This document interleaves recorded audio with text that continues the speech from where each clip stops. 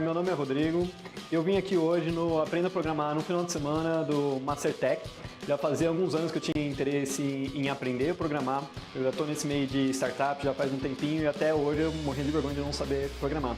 Ainda mais porque, do mesmo jeito que alguns anos você tinha que saber inglês, hoje você tem que saber o mínimo básico, entender do que o pessoal está falando de programação. E o interessante é que em 2 dias, assim, foi muito divertido, muito bacana, muitas sorte de experiências. A gente foi capaz de fazer um site, fazer um aplicativo, como é que funcionam as linguagens por trás, de HTML, CSS, JavaScript e Ionic também para fazer o aplicativo, até a parte de como publicar esses aplicativos para que outras pessoas possam baixar. Foi bem divertido, muito interessante e aprendi bastante.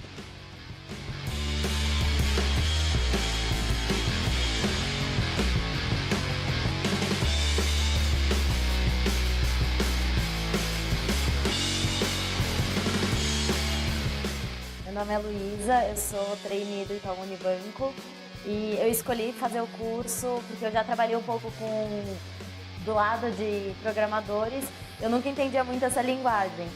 E o curso eu acabei de fazer, o final de semana de aprender a programar, e foi sensacional. Eu entrei conhecendo só os termos HTML, CSS, mas nunca tinha visto aquela tela preta toda com código, não entendia nada.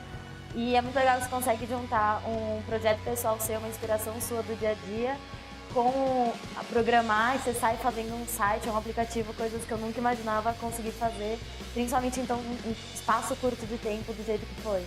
Muito bom, recomendo a todo mundo que quiser aprender um pouco mais e aprender de forma mais prática.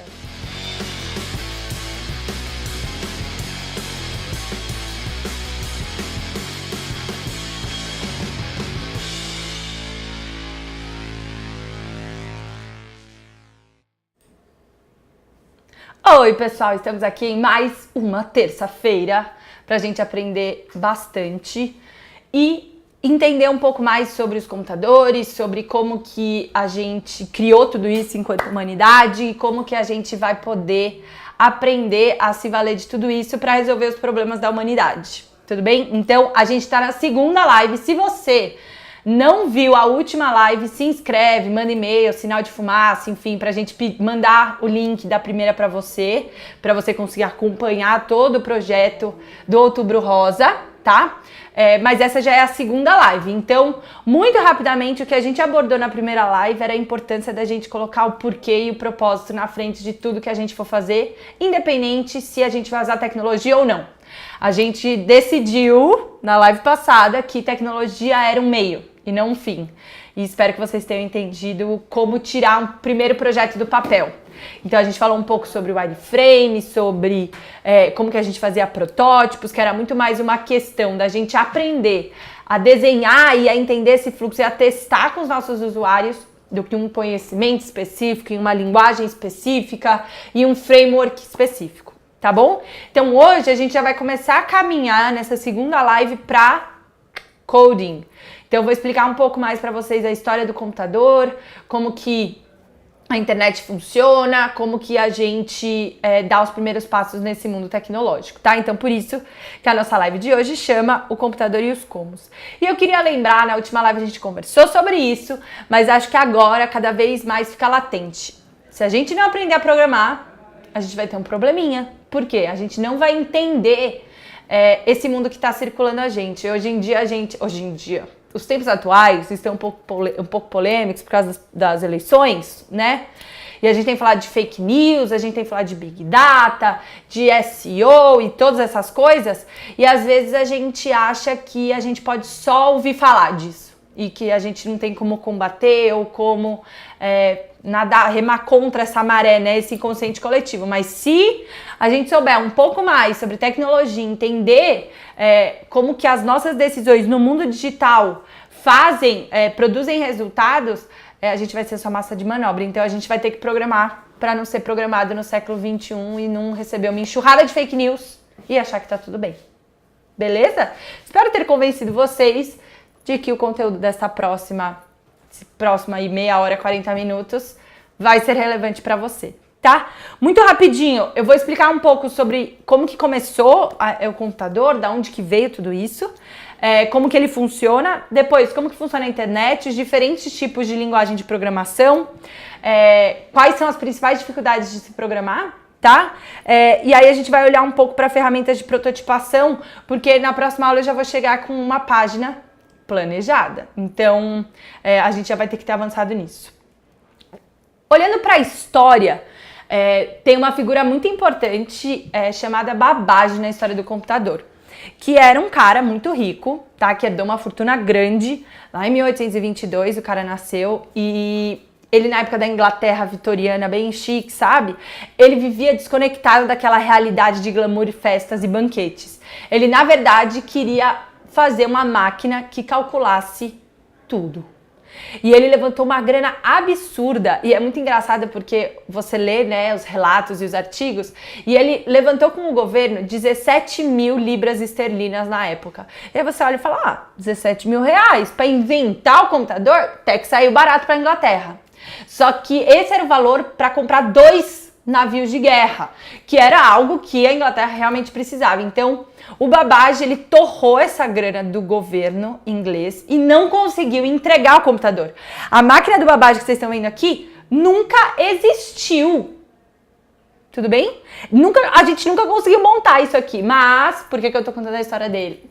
Porque ele escreveu o primeiro artigo que associava uma máquina à possibilidade de programação. Ele ainda não tinha esse conceito muito claro, mas ele criou a máquina, o mecanismo da calculadora. E foi ele que começou a otimizar, automatizar esses processos. Então ele foi bem importante pra gente. Mas quem foi realmente importante pra programação foi a Ada Lovelace, que era uma aristocrata também da Inglaterra, que acabou ficando amiga do Babbage, certo? E era uma mulher, estereótipo, nem vou entrar nessa discussão que todos vocês me conhecem, mas a Ada foi decisiva para trazer ao mundo essa ideia de que existia algoritmo, de que eu podia usar a máquina do Babbage para toda e qualquer coisa. E ela teve essa inspiração trabalhando com tear, então ela percebeu que não era só para calcular números. Eu podia abstrair toda e qualquer função que tivesse um padrão, eu podia pedir para uma máquina fazer isso em 1843, olha que doideira. Então, a Ada foi decisiva pra gente e fica a dica, pessoal, porque, antes de passar para Alan Turing, quem digitar no Spotify Histórias de Ninar para Garotas Rebeldes, tem um podcast com a minha voz, contando a história da Ada, que é muito, muito legal. Então, Histórias de Ninar para Garotas Rebeldes, fica a dica. E dá pra vocês verem a história inteira da Ada, que é muito, muito legal, tá? Depois a gente manda o link aqui pra vocês pegarem, mas fica a dica, tá? E aí a Ada, só que o problema da Ada e do Babbage é que eles não tinham ainda o computador digital. Era tudo engrenagem e a gente só contava essas engrenagens. Então era difícil abstrair. E aí o Turing, muitos anos depois, estudando os artigos dos dois, lá em 1936, então já era no período de guerras, né? Já era uma Inglaterra totalmente desenvolvida e já tinha sido industrializada. Ele entendeu que dava pra gente pegar tudo aquilo e transformar no digital e se valer da energia elétrica. E foi aí que o computador digital, e é por isso que o Alan Turing se tornou a grande referência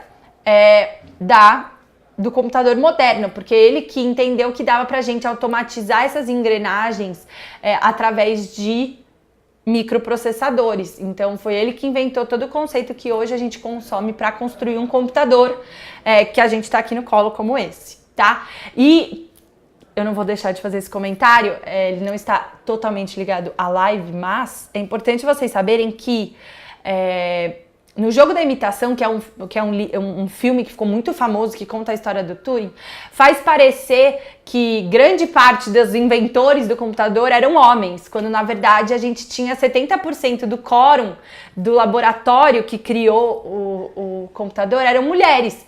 E por uma questão muito simples, o computador nasceu num conceito de diversidade, num contexto de muita mistura de gente diferente, porque o padrão, que era o homem branco inglês forte e saudável, estava lutando na guerra. Então, quem podia estar gastando tempo tentando achar outro jeito de ganhar a guerra, por exemplo, com o computador, que foi o que aconteceu com a Inglaterra, era a diversidade. Então, eram os homossexuais que não eram aceitos na guerra, eram as mulheres que não podiam trabalhar. Então, olhem para o computador como fruto da diversidade e não como talvez o estereótipo que hoje a gente tem de que é só o menino branco do Vale do Silício que tem direito de usar tudo isso. Todo mundo aqui pode usar a tecnologia para resolver os próprios problemas, tá? Então, fica a dica. E quando a gente olha, tem uma diferença muito grande entre software e hardware quando a gente está falando de computador. E o que o Turing fez foi o hardware. Então ele viabilizou pra gente o esqueleto do nosso computador moderno. Então, tem que juntar um fio numa unidade lógica, eu tenho que ter dispositivos de entrada e saída. Então, ele organizou o esqueleto. Então, é como se ele tivesse decidido que o fêmur ia colar na patela com a cartilagem. Ele decidiu o nosso esqueleto, certo? Anos depois, a gente começou a perceber que dava para abstrair esse computador e que o esqueleto podia ter muitas formas e fazer muitas coisas. Então a gente brinca, óbvio que nós programadores, a gente brinca que a gente faz o coração desse esqueleto, que é o software, que é o que consegue pegar esses dispositivos e organizar eles para fazer o que a gente precisa, para conseguir tomar as atitudes que a gente quer. Então, da próxima vez que você ouvir a distinção entre software e hardware, pensa que hardware é o esqueleto e o coração é o software. Então é muito mais legal brincadeira, mas tá? E olhando para a estrutura do computador, queria só passar com vocês muito rapidamente quais são os 5 principais componentes de um computador, porque às vezes a gente olha para o computador e fala, mano, que troço treta, muita coisa, eu nunca vou entender, não dá para entender isso aqui, é uma caixa preta e a gente pega isso como se fosse uma coisa só. Mas, na verdade, se a gente tivesse que quebrar o computador em 5 partes, a primeira seria o processador. E o processador é como se fosse o nosso cérebro. Pensa que é um sistema que consegue transformar a energia elétrica, que é passagem ou não de corrente, por isso que a gente fala que o computador é binário, né? Ele entende zeros e uns. E o que é esses zeros e uns? 0 não passa corrente. Passa corrente. Então, por isso que o computador, que a gente fala que o computador é binário, porque ele só consegue ter 2 estados, passa ou não passa corrente, tá? Então, o processador consegue organizar tudo isso e dar uma lógica. Então, por isso que a gente fala que é o cérebro do nosso sistema, tá? Então, essa é uma das 5 partes. A segunda parte é a memória RAM. E a memória RAM, ela é como se fosse a nossa memória recente. Eu gosto de comparar a memória RAM como se fosse a listinha de papel, sabe? Que você tá gerenciando as suas tarefas e aí você deixa a sua listinha ali do lado para você ir riscando o que você já fez. Então, é o que tá próximo de você, que você tá usando. Então, você não vai guardar isso dentro de um arquivo a 3 metros de você num armário com chave. Por quê? Você está usando.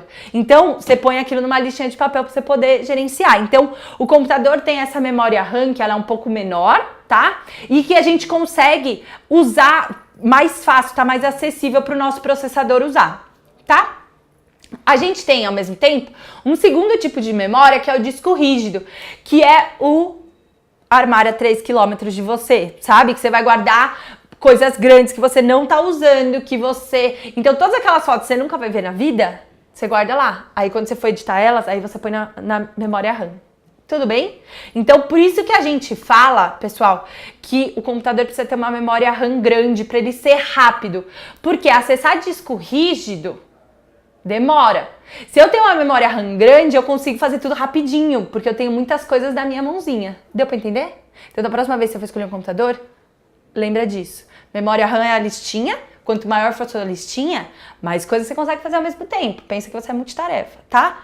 E o disco rígido é como se fosse o arquivo, o depósito lá que tem debaixo lá no seu prédio, sabe? Aquele arquivo que fica com chave. Aí esse cara, as coisas ficam menos acessíveis, tá? tá? E por último, e é algo que a gente não pensa muito, que é como se fosse os nossos olhos, ouvido, boca, enfim, são os dispositivos de entrada e saída do computador. Pensa que se eu não conseguisse imputar nada, eu não ia conseguir interagir com o meu computador, assim como quando eu não escuto, quando eu não vejo, eu não consigo interagir usando determinados sentidos, certo? Então, o computador, ele também tem esses dispositivos de entrada. Por exemplo, o mouse. O mouse é um dispositivo de entrada e saída. Saída não, só entrada. Porque eu consigo mexer nele e comandar as minhas tarefas. O que é um dispositivo de saída, por exemplo? Os alto-falantes. A minha tela é um dispositivo de saída. Tudo bem? Meu teclado é um dispositivo de entrada. Então, tudo aquilo que eu uso para colocar informação no computador é dispositivo de entrada. E tudo aquilo que me mostra de alguma maneira, que me impacta de alguma maneira, é dispositivo de saída. Certo? E software, que a gente já conversou um pouco, porque sem software a gente não consegue articular tudo isso. Então, por isso que a gente usa Mac, a gente usa o Windows, a gente usa o Linux, tem várias distribuições de Linux, né? Isso são softwares, a gente chama de sistema operacional, mas no fundo é tudo software que articula tudo isso pra gente conseguir usar. Beleza? Tem alguma pergunta, Mari? Tem uma pergunta, peraí, então que já vamos responder, ver se tem alguma pergunta. Cláudia Nascimento, achei por acaso o Firebase do Google, dá mesmo para fazer app nele? Mas, Cláudia, o Firebase do Google é um host que, podemos explicar isso agora. O Firebase do Google, ele dá vários serviços para você conseguir criar um computador na nuvem que seja acessível para o maior número de pessoas. Então, pensa que você está fazendo seu programinha aqui, beleza, fiz meu programinha. Como que as pessoas vão acessar esse código? Não tem como, a não ser que você passe por pendrive, passe esse código, a não ser que você conecte com cabo, dependendo do cabo. Você tem que, para as pessoas conseguirem acessar o seu código, você tem que colocar ele em algum lugar. E esse algum lugar tem que ser um computador que as pessoas consigam se conectar. E é esse o nome que a gente dá para esses computadores que estão na nuvem, que estão acessíveis para as pessoas, são os servidores. O Firebase, ele dá um serviço que você consegue abrir um servidor lá e colocar os seus apps. Então, super dá. Cláudia, fica a dica, peça para a dona Mari, que está vendo essas perguntas, uma live de Firebase. Podemos fazer, se você pedir com afinco, a gente pode fazer. Lucas, os barramentos da placa-mãe seriam um exemplo de entrada e saída? Não! Lucas, cadê você? Não, Lucas. Por quê? Dispositivos de entrada e saída, eles são externos. A placa-mãe, ela tá dentro do contexto de processamento. A gente não entrou aqui no detalhe do que é o processador, o que compõe o processador, tá? Mas placa de vídeo é dispositivo de entrada e saída, placa de áudio, enfim, as coisas que a gente consegue sobreviver sem no computador é entrada e saída. A placa-mãe, ela faz parte do contexto do processador, tá? Pensa, Lucas, um bom exemplo dispositivos de entrada e saída é como se fossem os nossos sentidos, os nossos órgãos que ajudam a gente a conseguir captar do meio externo e colocar coisas no meio externo, tá? Sheina, também tem o cooler que faz a ventilação. Não, também. O computador básico, pessoal, tudo isso que vocês estão falando de componentes, são coisas que foram ajudando a gente a conseguir deixar o computador melhor, mais rápido. Por exemplo, a Sheina falou do cooler, da ventilação. Dá para sobreviver um computador sem ventilação? Dá, porque a ventilação pode estar no meio externo. Tudo bem? Se eu tô numa sala muito, muito fria, com ar-condicionado muito, muito grande, eu preciso ter ventilado? Não, eu poderia ter um computador sem o cooler. Então, por isso que ele não tá nos componentes básicos, Sheina. A gente tem cooler no computador, tem muito mais coisa no computador, como, por exemplo, placas de vídeo, outras coisas, mas o computador básico, ele não precisa de um cooler para funcionar. Eu posso não colocar ele ligado no computador, eu podia refrigerar trabalhar num freezer.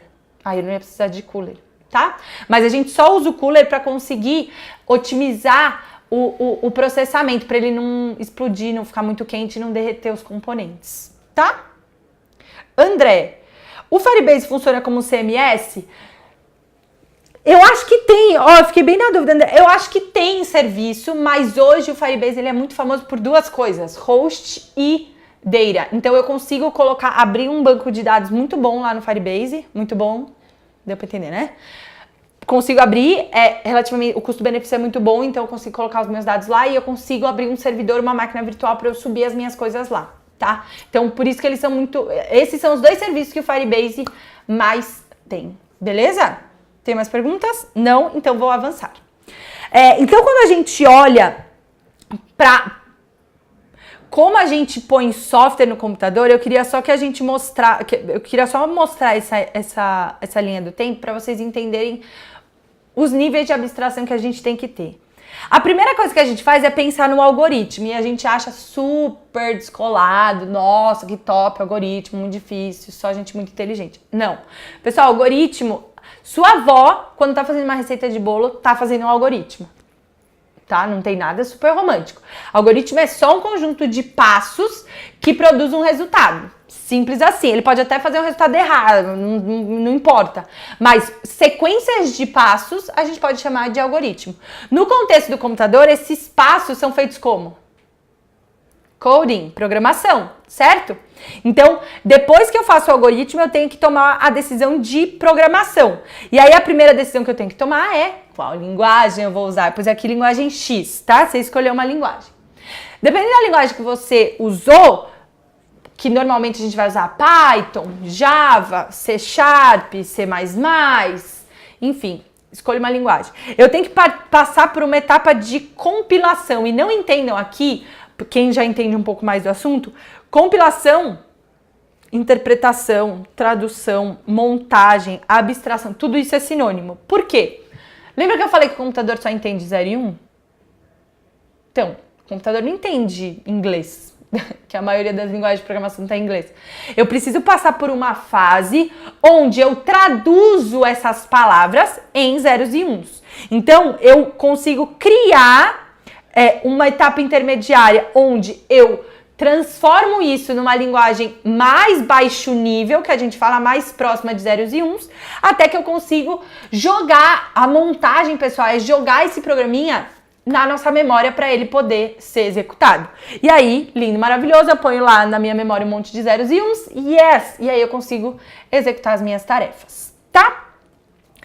E aí, quando a gente olha para o termo linguagens de programação que a gente estava falando, a primeira coisa que a gente pensa é, exatas. Ai, que difícil.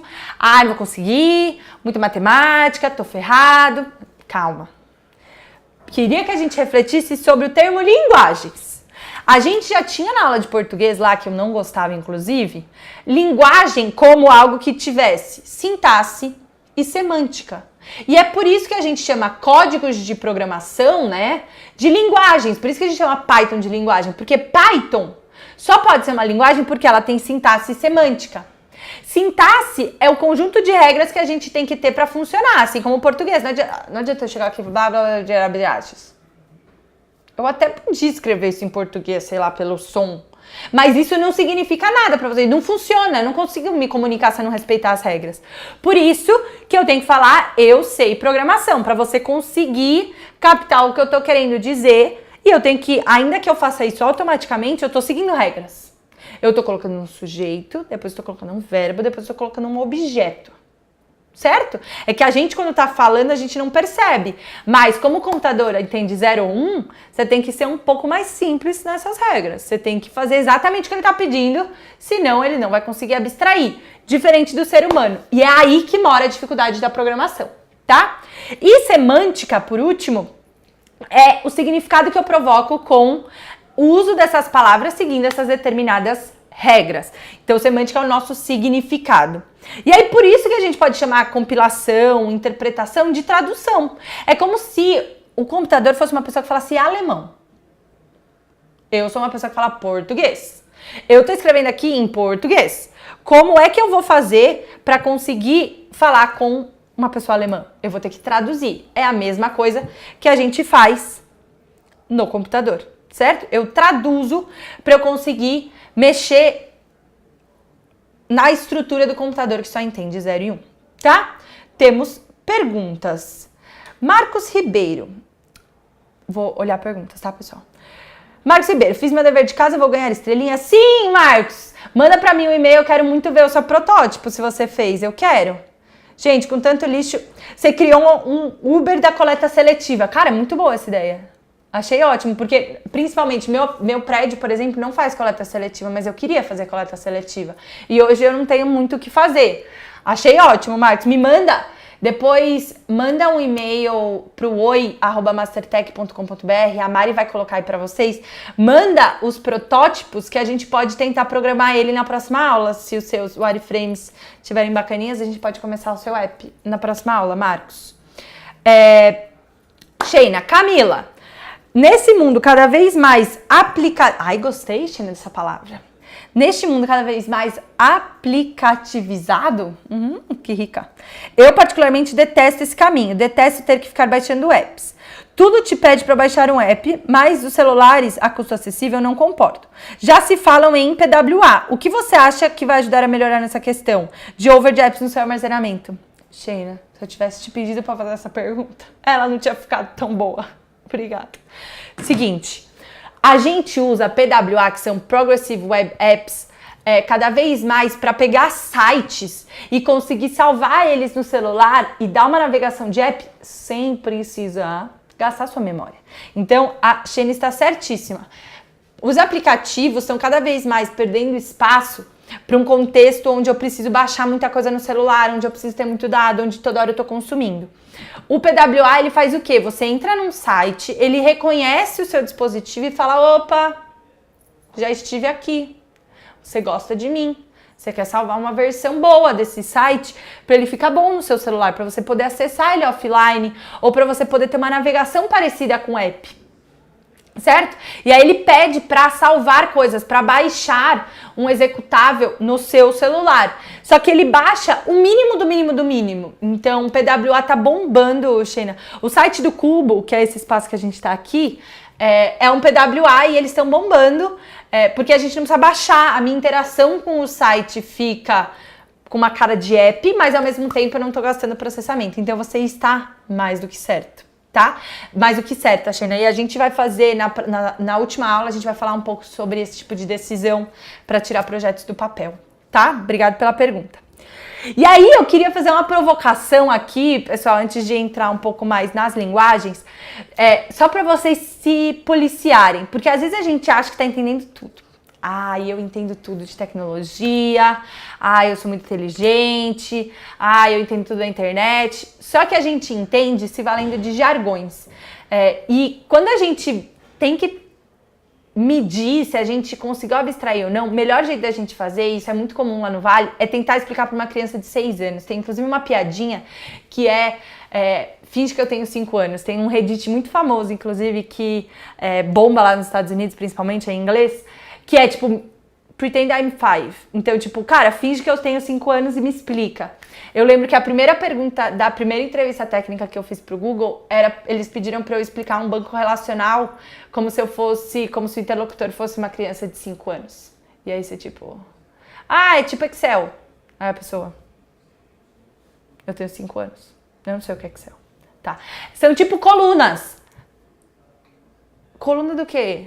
Coluna de prédio, você é obrigado a traduzir todas esses conceitos, esses jargões em conceitos, em essência, e isso é um exercício extremamente relevante para ver se você quer entender. Então, por exemplo, API, então, economia das APIs, todo mundo é uma API, meu site é uma API, aí você pluga a sua API, todo mundo fala de API, e você finge que está entendendo, certo? Será que você está entendendo mesmo? Queria aí que você fechasse o olho e você pensasse, como que eu explicaria a API para uma criança de 6 anos? E eu vou fazer uma atividade que eu vou deixar a Mari louca. Por quê?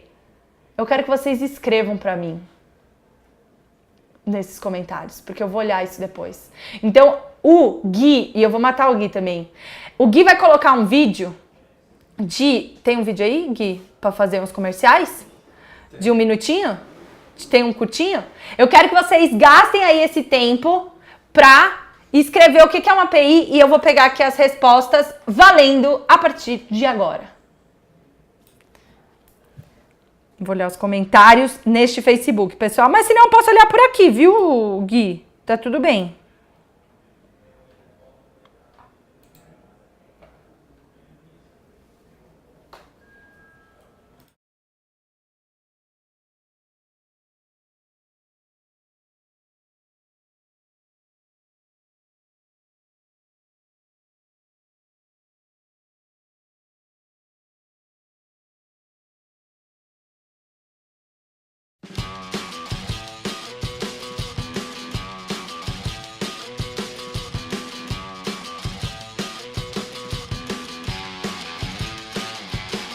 Olá, meu nome é Rodrigo. Eu vim aqui hoje no Aprenda a Programar no final de semana do Mastertech. Já fazia alguns anos que eu tinha interesse em aprender a programar. Eu já estou nesse meio de startup já faz um tempinho e até hoje eu morri de vergonha de não saber programar. Ainda mais porque, do mesmo jeito que alguns anos você tinha que saber inglês, hoje você tem que saber o mínimo básico, entender do que o pessoal está falando de programação. E o interessante é que em 2 dias, assim, foi muito divertido, muito bacana, muitas trocas de experiências. A gente foi capaz de fazer um site, de fazer um aplicativo, como é que funcionam as linguagens por trás, de HTML, CSS, JavaScript e Ionic também para fazer o aplicativo, até a parte de como publicar esses aplicativos para que outras pessoas possam baixar. Foi bem divertido, muito interessante e aprendi bastante.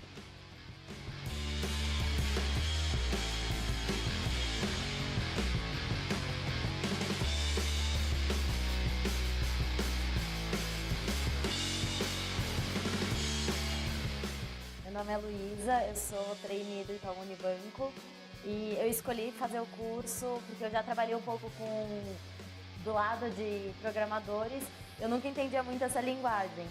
E o curso eu acabei de fazer, o final de semana de aprender a programar, e foi sensacional. Eu entrei conhecendo só os termos HTML, CSS, mas nunca tinha visto aquela tela preta toda com código, não entendia nada. E é muito legal que você consegue juntar um projeto pessoal seu, uma inspiração sua do dia a dia, com a programar e você sai fazendo um site, um aplicativo, coisas que eu nunca imaginava conseguir fazer, principalmente então um espaço curto de tempo do jeito que foi. Muito bom, recomendo a todo mundo que quiser aprender um pouco mais, aprender de forma mais prática.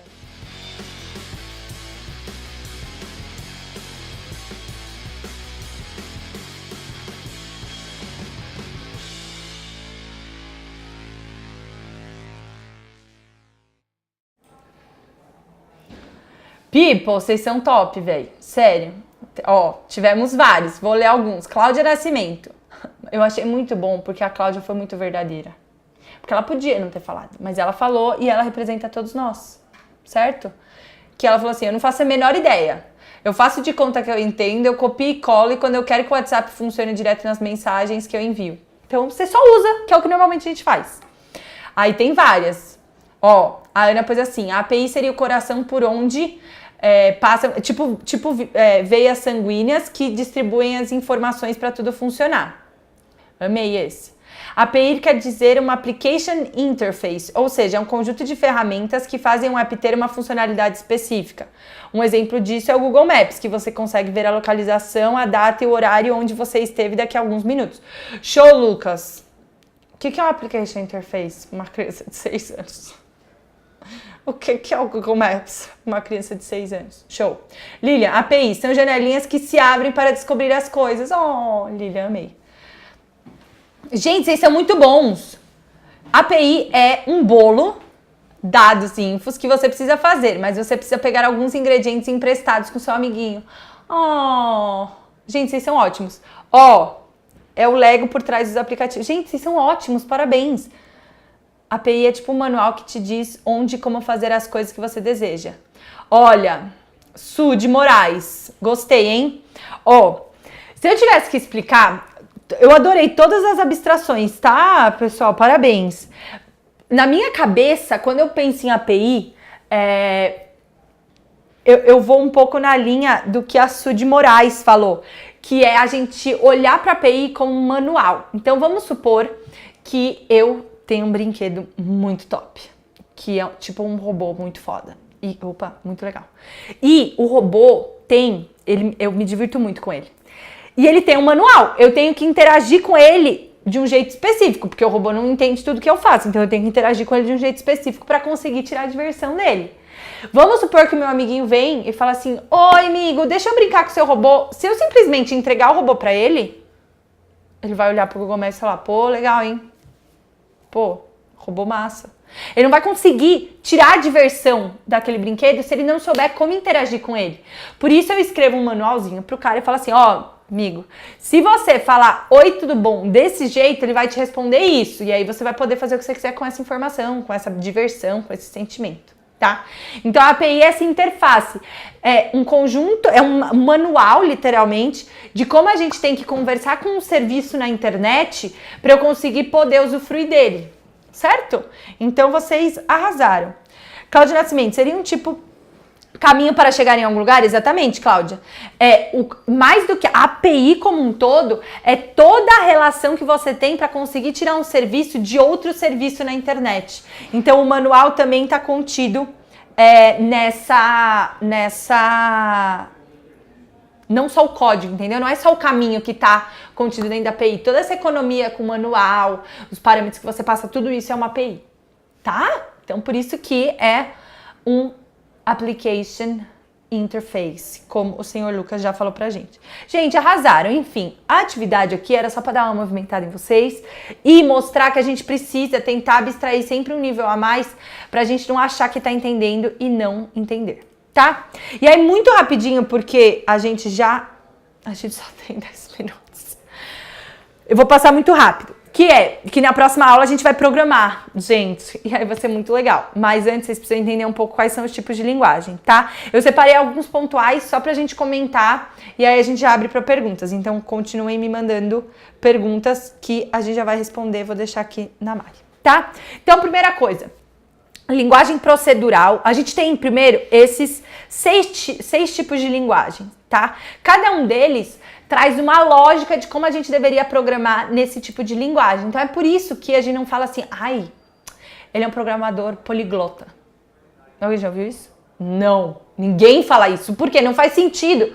O fato de eu falar Python, Java, programar em Python, em Java, não me faz uma pessoa que saiba 5 línguas fluentemente. Não é a mesma comparação que a gente tem em falar um idioma. Por quê?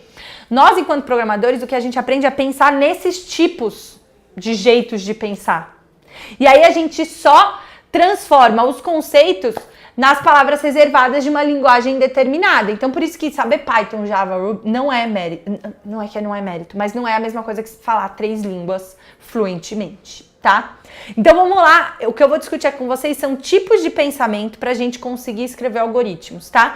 E aí, na próxima aula, a gente vai programar em linguagem de marcação e em linguagem de orientação a eventos. E por isso que a gente pode fazer o app, que já rolou a ideia aqui de vocês, tá? Da coleta seletiva. Se o Marcos mandar para mim o wireframe dele, a gente programa ele na próxima aula, tá?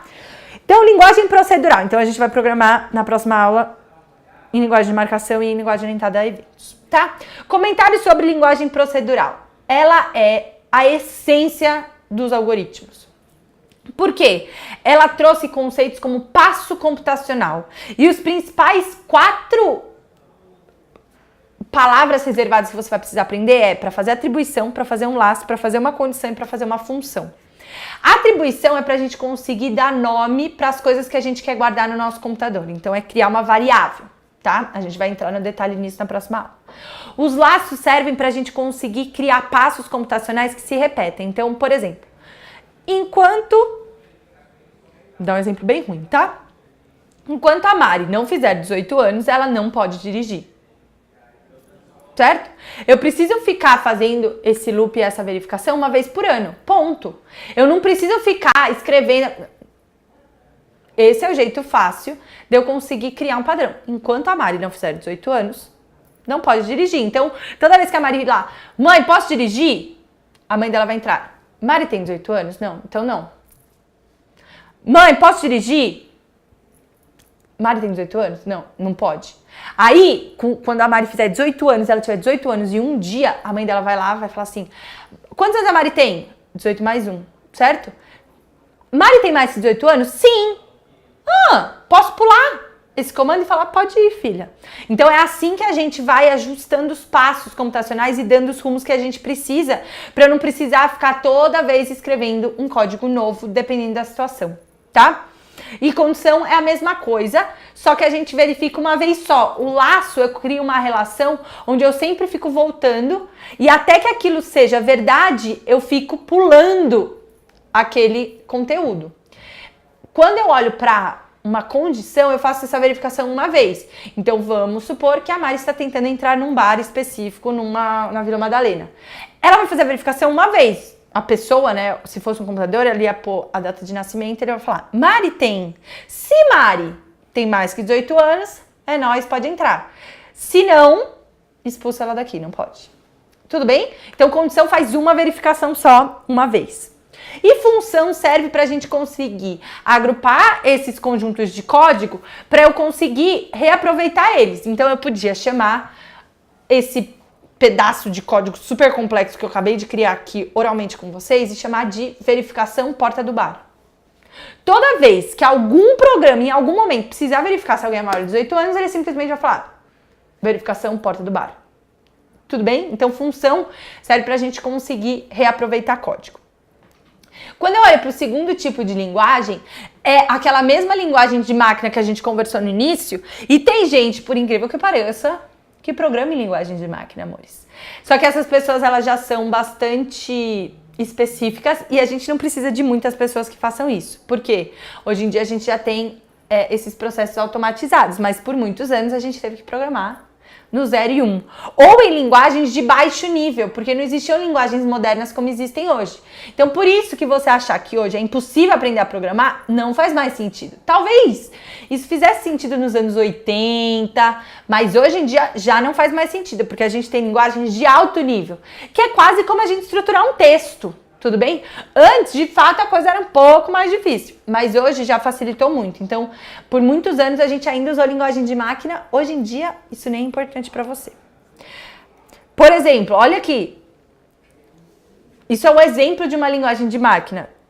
Pessoal, todas essas linhas é só para eu conseguir colocar na tela do meu computador Olá Mundo. Org, o que é sem H? Que é no caso é registrador, tá? Mas você não sabe. 21H, que palhaçada é essa? São espaços de memória, pessoal, isso não existe, tudo bem? Então é muito, você concorda que isso aqui é muito mais difícil. Hoje em dia, pra gente fazer numa linguagem procedural, printar Olá Mundo, sabe o que eu falo? Print Olá Mundo. Faz tudo pra mim. Então a vida tá muito mais fácil, tá? A gente tem um outro tipo de linguagem, que são as linguagens funcionais. E eu também não vou perder muito tempo aqui, porque elas são linguagens bastante complexas, tá? Não do ponto de vista de difícil e tal, mas porque elas estão bem associadas ao conjunto aos conceitos matemáticos de função. Então, manja, teve muita gente que desistiu de matemática nessa época, inclusive. Conjunto domínio, contradomínio, para todo x num conjunto domínio existe um xy, um f de x, um y no conjunto. Olha que maravilhoso, certo? Então a gente não tem loop, a gente não tem condição, a gente tem funções matemáticas que funcionam em determinados conjuntos domínio e produzem resultados no conjunto contradomínio. Bem de boa, certo? Também não vou entrar muito no detalhe, mas comentário. Se você quer trabalhar com programas extremamente rápidos ou grandes volumes de dados, fica a dica, vai atrás, não vamos entrar nessa discussão aqui, mas linguagens funcionais vieram à tona de novo quando a gente teve programas como o Google, que são enormes e que tem muita gente, e essas empresas precisavam otimizar os processos, e aí eles meio que ressuscitaram linguagens funcionais. Linguagens orientadas a objeto, pessoal, é uma abstração onde a gente, em vez de colocar no passo computacional, a gente cria relacionamentos entre as entidades. Por exemplo, tem 3 pessoas aqui na sala e a gente cria entidades, comportamentos e atributos para cada um deles. A gente já faz isso com a vida, certo? E a gente se relaciona através disso, certo? Então, quando eu estou tentando trabalhar numa linguagem orientada a objeto, o que eu faço é criar essas classes. Então, tem a classe Camila, tem a classe Nico, a classe Mari, a classe Gui. E eu crio atributos e funções e comportamentos que essas pessoas têm e se sentem confortáveis. Então, por exemplo, Camila tem certos atributos, como um cabelo castanho, uma franja, certo?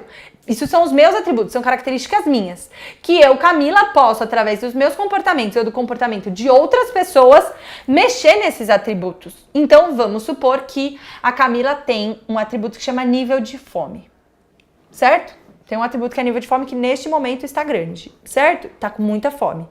Eu posso pegar algum comportamento meu ou de alguma das entidades classes que eu me relaciono e falar: ô Gui, Nico, Mari, vamos almoçar. E a gente vai ativar o nosso comportamento almoçar.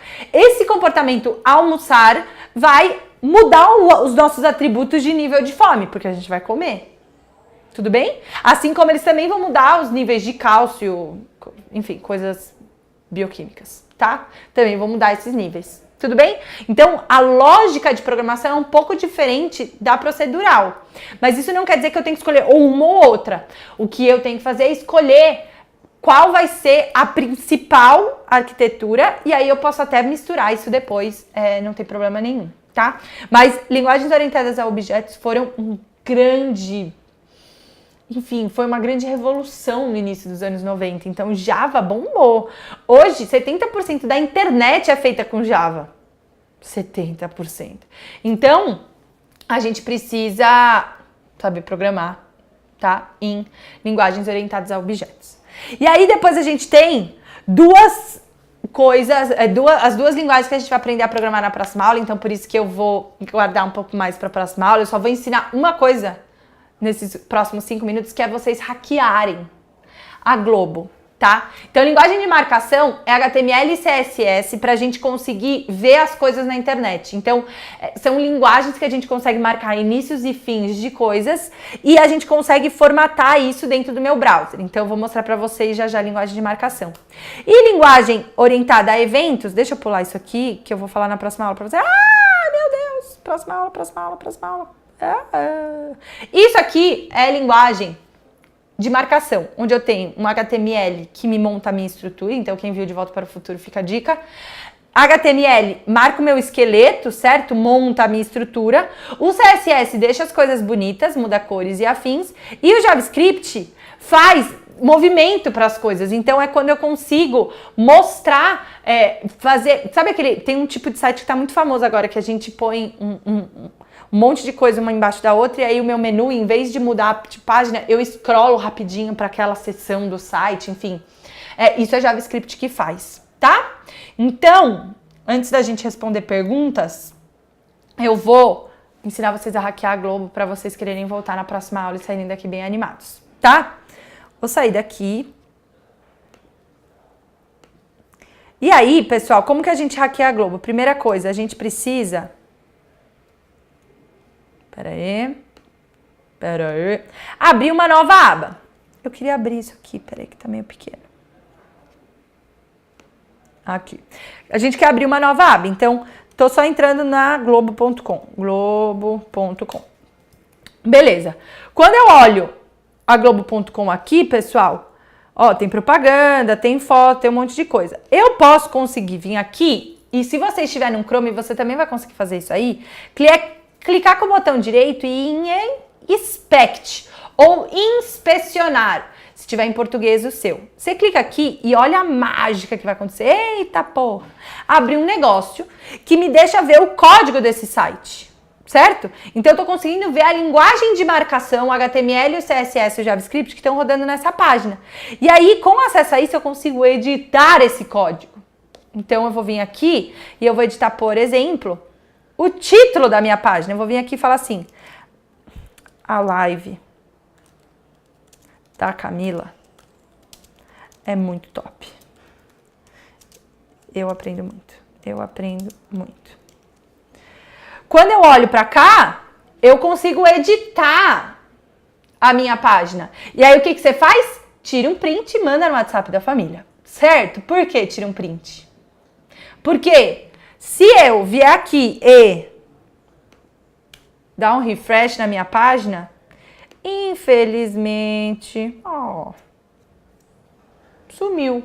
Por que sumiu?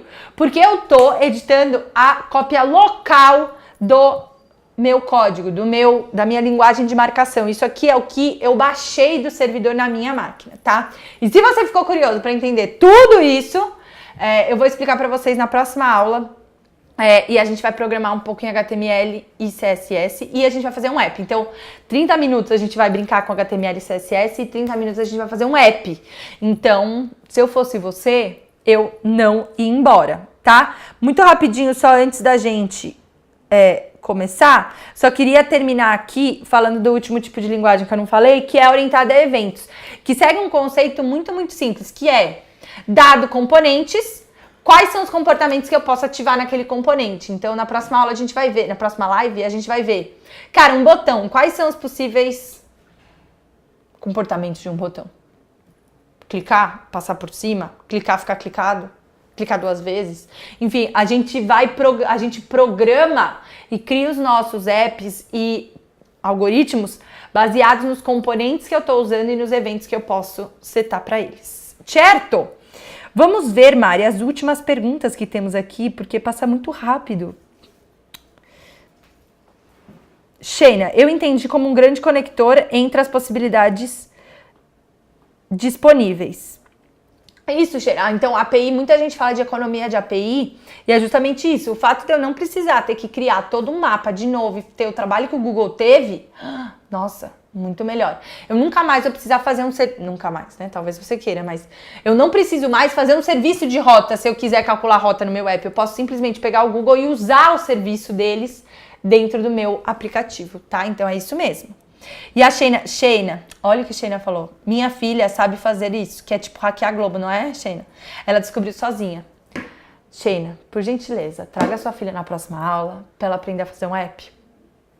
Se a filha da Sheina não aparecer na próxima live, eu vou ficar muito chateada, tá? Então apareça, traga ela, arraste ela, e a gente vai aprender a fazer um app, tá? Marcos Ribeiro, sabe sim fazer um app. A gente vai aprender. Não, na real você não sabe. Você vai aprender na próxima terça se você vier na live.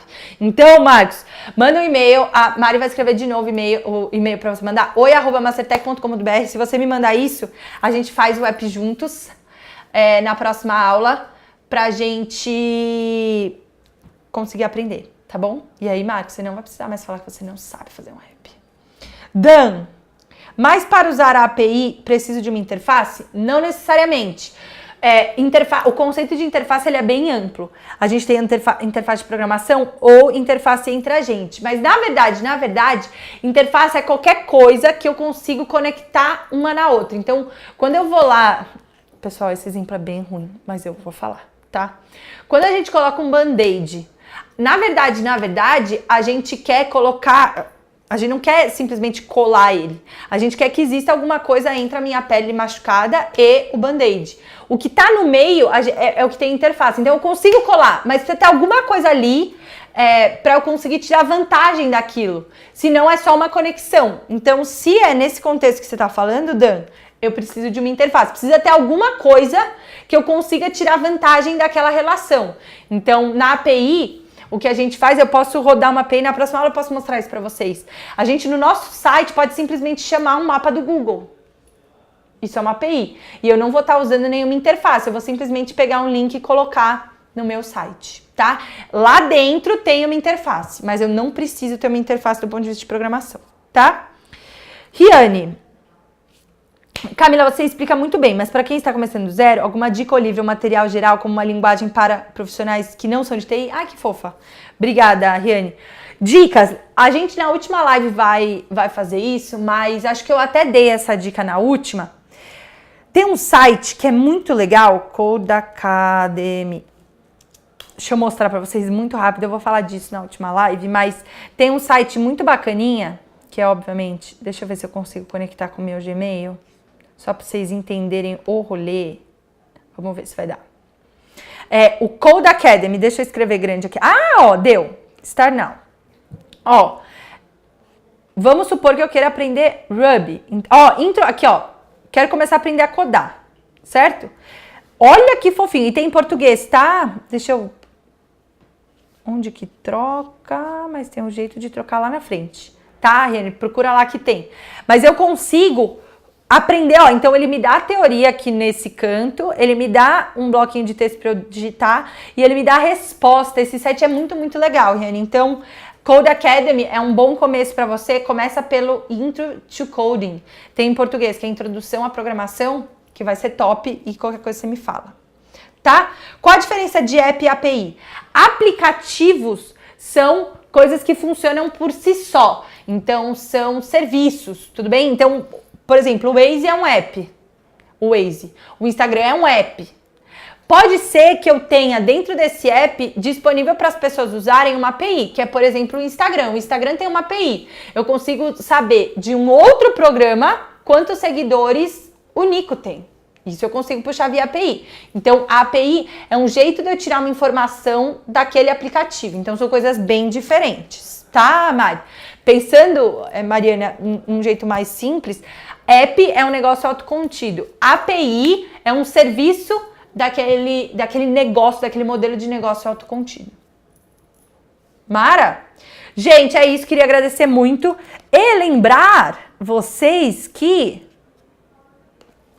nas nossas próximas lives, na próxima live, então, especificamente, a gente vai falar sobre programação e o que a gente pode fazer. E se o Marcos mandar pra mim o wireframe, a gente programa o app dele. E na última live a gente vai falar um pouco sobre carreira de programador, sobre como que eu sigo. Então, Yane, a gente vai falar um pouco sobre toda essa lista de materiais disponíveis e como que você pode criar uma curadoria da sua própria faculdade, de ciência da computação, para você aprender sozinho e até de graça, como aprender a programar e se tornar um programador muito, muito legal que vai salvar o planeta Terra com tecnologia. Tá bom? Então, obrigada. Estamos encerrando aqui mais uma live dessa série do Outubro Rosa, que a gente espera que esteja ajudando muita gente a entender que tecnologia é para todo mundo e é para resolver, principalmente os problemas que não estão sendo resolvidos. Obrigada, pessoal, e até a próxima.